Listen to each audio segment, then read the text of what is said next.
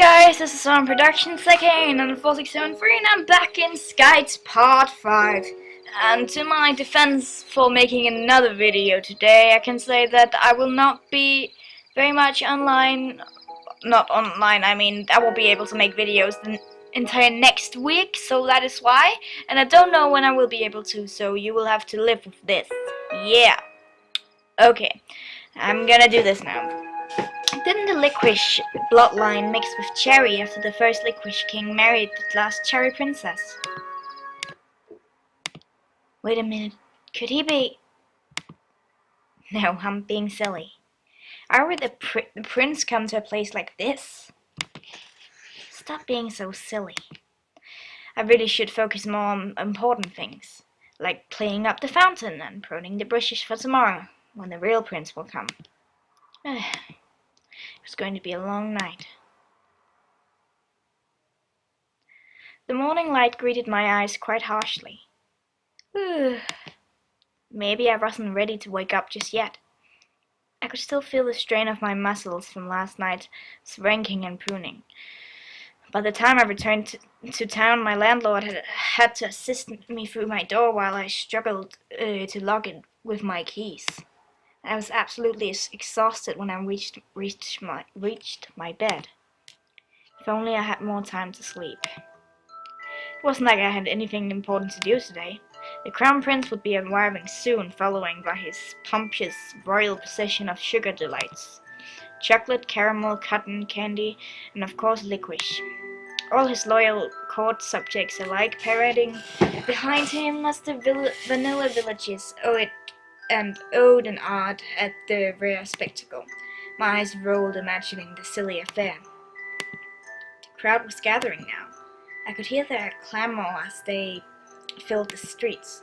Even as I tried to pull the bed covers over my head, their noise continued to build, getting louder and louder, to the point where it became extremely vexing. I threw my covers off. Quickly I marched over to my bedroom window, slamming it open with a bang. In the name of the free sugaria fairies, what is causing all this commotion? I looked down at the crowd below me. The streets were filled with people now. They shouted in their delight as their fingers pointed towards a certain direction nearly 5 or 10 blocks down. My curiosity budded, but as I squinted for a better look, their attention were drawn to a particular spot in the crowd. It was a black figure, very distinct for the eye to see. No, wait, that couldn't be. I rushed out of the door. It's her. The witch? People moved out of the way as I approached. A few of them stared in curiosity, while others moved away quite bluntly to evade me. I had to admit their fright was quite upsetting. I didn't like being treated like some scarlet letter. Every little whisper of the word wisp was a sharp jaw to my guts.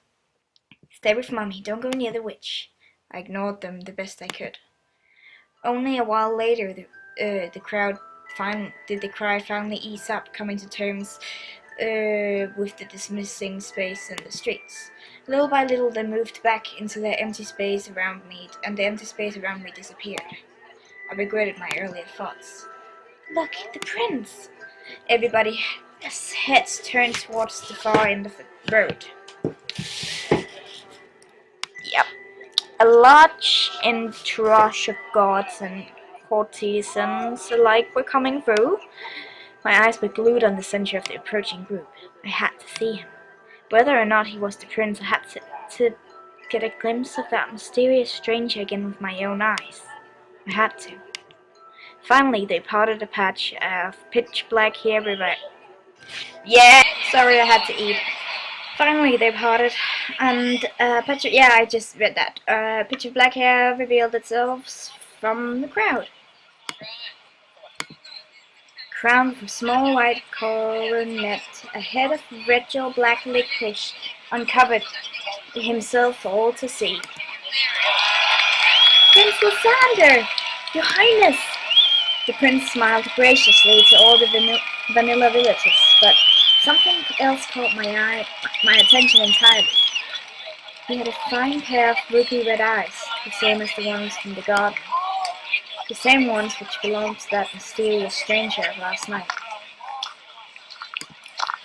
Well, my mind blanked. Before I could steal another secret glance at his face, his face turned my way. Red eyes caught mine, and immediately the spark of recognition ignited. Well, he changed directions, heading towards my general vicinity. The crowd went wild, waving their hands frantically for a glimpse at His Royal Highness. And as he continued to make his way through the crowds, the guards separated the cluster of people to let him through. Surely the Crown Prince must be preoccupied with some another matter entirely, and surely an interesting spectacle snagged his attention from his general direction. Surely. In the back of my mind, I tried not to think about the possibility of him coming towards this area simply because of me. It was just not possible. But as he continued to make his way through, he was slowly closing the distance between us. His eyes were glued to mine, and mine to his. But my mind refused to register especially what happened next. The liquid prince halted to a stop. My first assumption was that he was probably wanted to inquire with somebody behind or otherwise near me, but his attention became entirely fixed on me alone. Spectators looked on in surprise and fusion, questioning why the Crown Prince would want anything to do with some peasant girl, or most suspiciously a witch. But he ignored their accusation. All of a sudden the prince bent down on his knees. Oh my God! And he took my hand in his, planting a kiss to my fingertips. Oh my God! Love that little crown he has.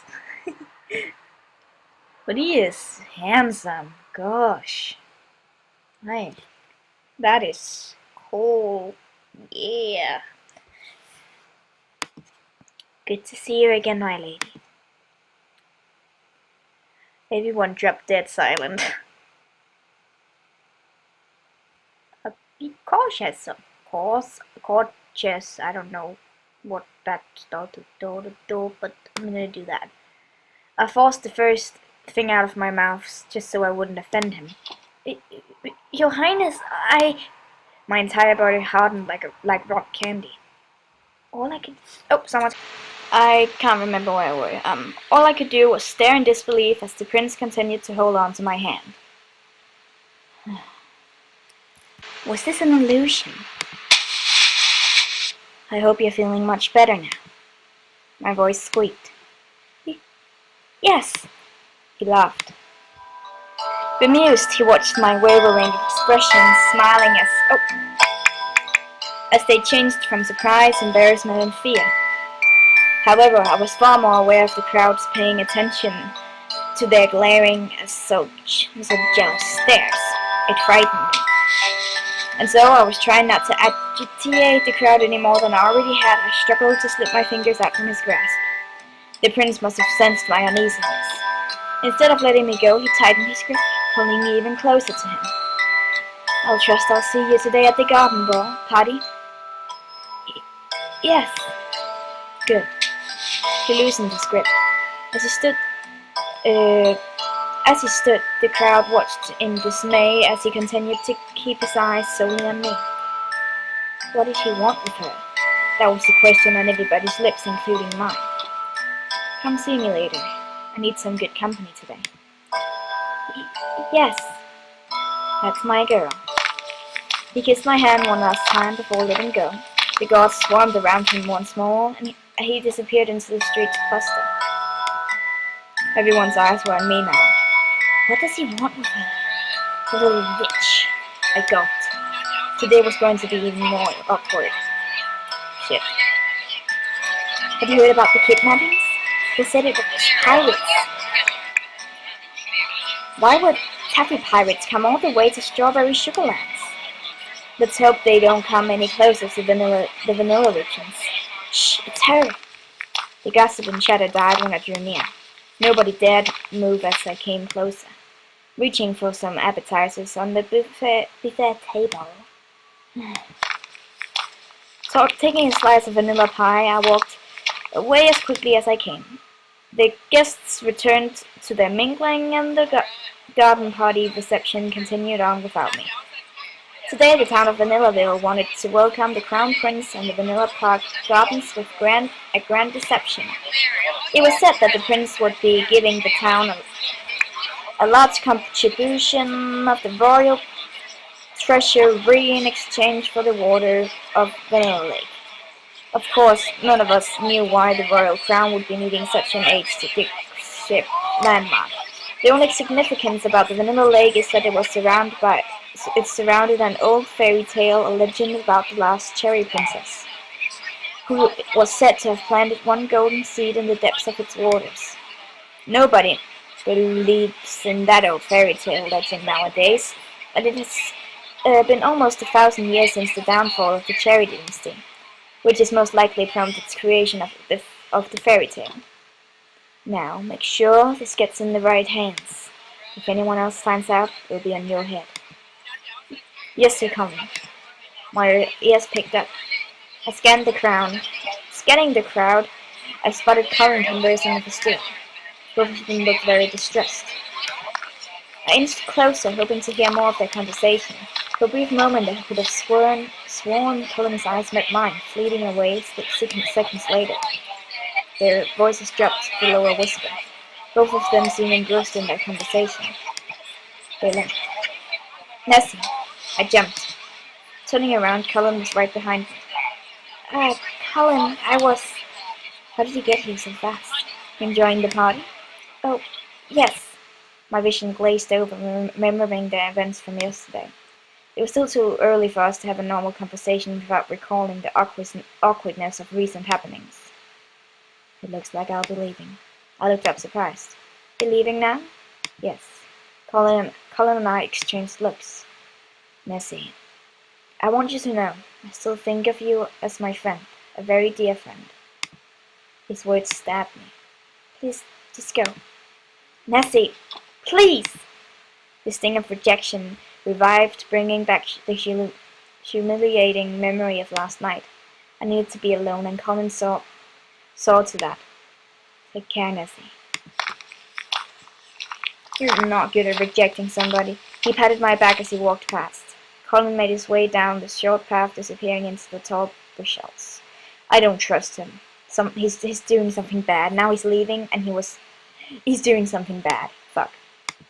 I waited to make sure he was really gone. People continued to stare. I didn't like being the center of attention, but I must admit, there was a change in the atmosphere ever since the morning, and I liked it. The people were revealing me in a new light now. Instead of the witch, it was also the girl the Crown Prince took notice of. That's her? Doesn't she work here? Shouldn't she be helping His Highness around the garden? What a pretentious girl. His Highness bent down on his knees to say hello. I looked around for the nearest attendant.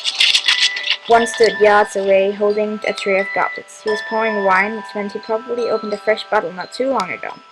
I hurried over to him. Excuse me, may I have a... Of course. He handed me a light goblet of bloody cherry. Making sure not to spill any of the precious beverage, I balanced the drink carefully in my hands before heading towards the large crowd at the far end of the park. Excuse me, pardon me, sorry, excuse me? People shot glaring looks and irritated faces at me as I pushed my way through, but I didn't have time to care. I needed to see the prince. The stubborn crowd refused to part, so I stumbled in the rest of the way through. They probably didn't want me any closer to the Crown Prince than I already had. But, yes, my father is very pleased. The licorice prince finally caught sight of me. Your Highness! I stepped out in front of him. Bowing my head, I held out my goblet as an offering. I'm deeply sorry for my rudeness last night. Please accept this goblet of wine as my sincere apology. My hands trembled. Everyone's eyes were on me. I waited anxiously for the prince's response.